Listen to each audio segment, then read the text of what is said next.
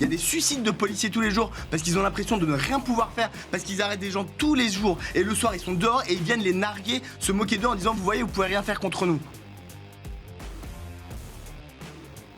Premièrement, il faut arrêter de dire que c'est des quartiers populaires, parce qu'à 10 000 euros du mètre carré, ça ne s'appelle pas des quartiers populaires. Deuxièmement, il y a beaucoup de gens qui ont acheté que ça ne valait pas 10 000. Non, mais, non, en fait, si on regarde tout ce qui est 19e, 20e, 13e, 14e, c'est moins cher que le 10e. Hein. Le 10e, c'est rempli de bobos. En tout cas, je pense que dans ces rues où il y a des salles de foot, je ne pense pas que ce soit 10 000 euros le mètre carré. Le prix s'effondre à cause de ça. Mais premièrement, ce n'est pas des quartiers populaires, c'est des quartiers remplis de bobos de gauche qui ont décidé de s'installer là-bas. Deuxièmement, c'est une volonté de la mairie de mettre ses craquettes.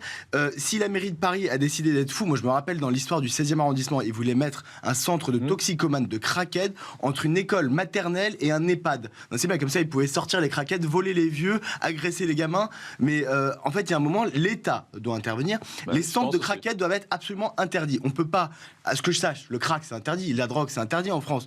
L'État ne peut pas pousser à la consommation parce que ces centres de craquettes, à chaque fois ça a été prouvé, les dealers viennent devant pour vendre leur dose aux gens qui vont se piquer à l'intérieur avec des seringues propres, tout ce qu'on veut. Il faut fermer tous les centres pour craquettes, il faut arrêter tous les dealers qui sont devant, il faut arrêter tous les consommateurs et les soigner, c'est-à-dire les mettre dans des hôpitaux et les soigner. Leur place n'est pas dans la rue.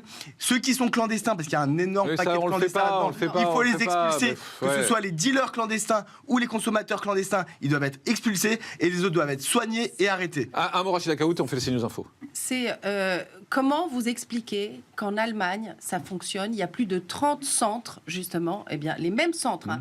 Nous en avons 2 à aujourd'hui, il me semble, et on n'arrive même pas à sécuriser les abords de ces centres. C'est ça. Comment on peut expliquer Parce que c'est la concentration.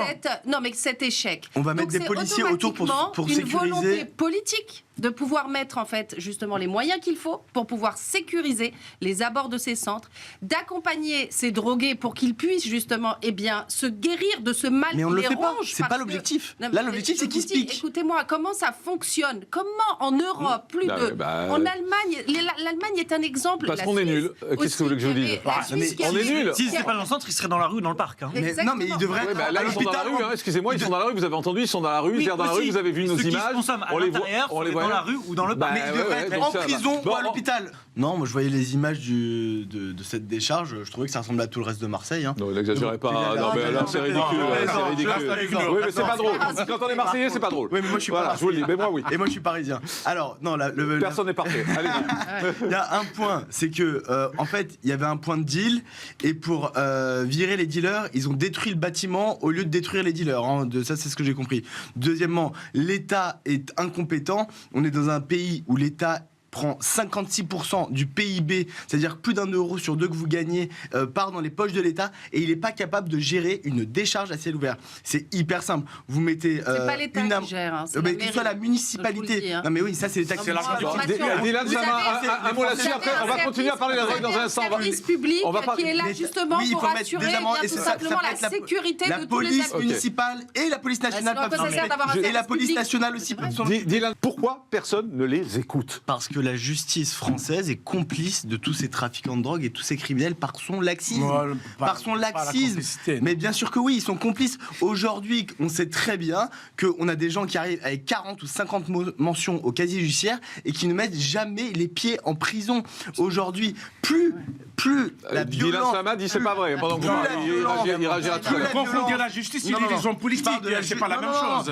Les lois sont là. Les lois existent pour des peines lourdes. Elles ne sont jamais appliquées parce qu'il y a une justice politisée d'extrême gauche en France qui a toujours un tropisme pour le criminel et contre la victime. Et quand vous roulez à 51 km/h au lieu de 50, vous allez vous faire allumer. Quand vous arrivez devant le juge avec 25 condamnations pour deal et compagnie, vous pouvez ne jamais mettre les pieds de votre vie. Elle a l'air désespérée en vous écoutant. Mais oui, peut-être, mais en attendant, moi j'ai des policiers qui m'appellent toute la journée. Il y a des suicides de policiers tous les jours parce qu'ils ont l'impression de ne rien pouvoir faire, parce qu'ils arrêtent des gens tous les jours. Et le soir, ils sont dehors et ils viennent les narguer, se moquer d'eux en disant vous voyez, vous pouvez rien faire contre nous. Réponse, Maître Sama. La première chose, c'est que je ne mésestime pas la difficulté du métier de policier. ce que vous dites est vrai, il y a beaucoup trop de suicides dans ce métier-là, et je suis d'accord avec ce point, mais à mon avis, ça n'a rien à voir avec l'autre partie du problème. La question qui est posée, c'est pourquoi est-ce que la justice ne donne pas les peines, et pourquoi les politiques n'agissent pas? Il y a une réponse très claire, les magistrats sont indépendants en France. Ça veut dire qu'on ne peut pas, et aucun homme politique... Non mais ils sont indépendants. Ouais. Ça veut dire que n'importe qui pourrait être élu et proposer n'importe quelle loi, les magistrats du siège sont indépendants. Ça veut dire qu'on ne peut pas tenir leurs mains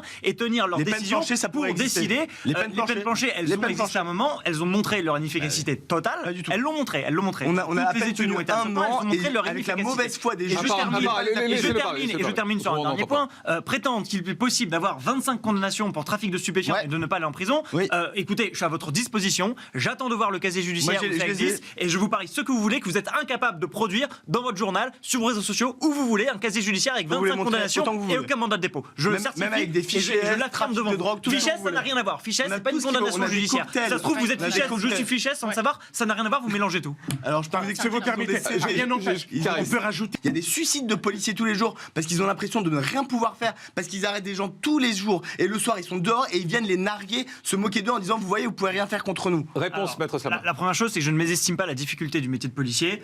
Ce que vous dites est vrai, il y a beaucoup trop de suicides dans ce métier-là, et je suis d'accord avec ce point, mais à mon avis, ça n'a rien à voir avec l'autre partie du problème. La question qui est posée, c'est pourquoi est-ce que la justice ne donne pas les peines et pourquoi les politiques n'agissent pas? Il y a une réponse très claire, les magistrats sont indépendants en France. Ça veut dire que on ne peut pas, et aucun homme politique... Non mais ils sont indépendants. Ça veut dire que n'importe qui pourrait être élu et proposer n'importe quelle loi, les magistrats du siège sont indépendants. Ça veut dire qu'on ne peut pas tenir leurs mains et tenir leurs décisions pour décider. Les peines planchées, elles ont existé à un moment, elles ont montré leur inefficacité totale. Elles l'ont montré. On a à peine tenu un an avec la mauvaise foi des juges. Et je termine sur un dernier point. Prétendre qu'il est possible d'avoir 25 condamnations pour trafic de stupéfiants et de ne pas aller en prison. Écoutez, je suis à votre disposition. J'attends de voir le casier judiciaire où ça existe et je vous parie ce que vous voulez, que vous êtes incapable de produire dans votre journal, sur vos réseaux sociaux, où vous voulez, un casier judiciaire avec 25 condamnations et aucun mandat de dépôt. Je le certifie. Même avec des fichiers, je l'attame devant vous. Fichesse, ça n'a rien à voir. Fichesse, c'est pas une condamnation judiciaire. Ça se trouve, vous êtes fichesse ou je suis fichesse sans le savoir, ça n'a rien à voir, vous mélangez tout. Tout le système est pourri. Déjà, premièrement, ça coûte 600 € par jour pour détenir quelqu'un en CRA. Deuxièmement, on ne peut pas les garder plus de 90 jours. Troisièmement, étant donné que la majorité ne reçoivent pas de laisser sortir de leur pays, ils sont relâchés au bout de 90 jours. Tout le système est pourri. En fait, je ne comprends même pas pourquoi on s'embête à les mettre dans des CRA, étant donné qu'au bout de 90 jours maximum, on va être obligé de les libérer parce que leur pays d'origine ne nous aura pas donné le visa. Et ça nous coûte, aux contribuables français, plus de 600 € par jour pour chaque personne dans un CRA. Tout le système est pourri, il faut tout revoir, soit faire des grands centres à la Boukélé où on met les clandestins en attente d'expulsion. On n'a pas d'argent, on n'a rien. On a de l'argent pour le gage, mais on met 600 € par jour pour chaque personne dans le CRA. Ça coûte 600 € par jour. On est incapable de faire la sécurité dans une rue du 10e arrondissement. Qu'est-ce que vous voulez que je vous dise? Tout est lié.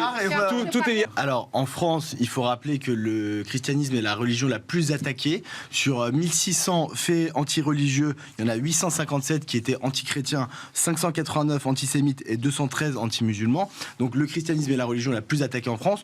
Tout le monde s'en fout, que ce soit en haut ou en bas. Au niveau de l'État, on s'en fout. Sur le service public, à part cracher sur le christianisme, personne n'a rien à dire.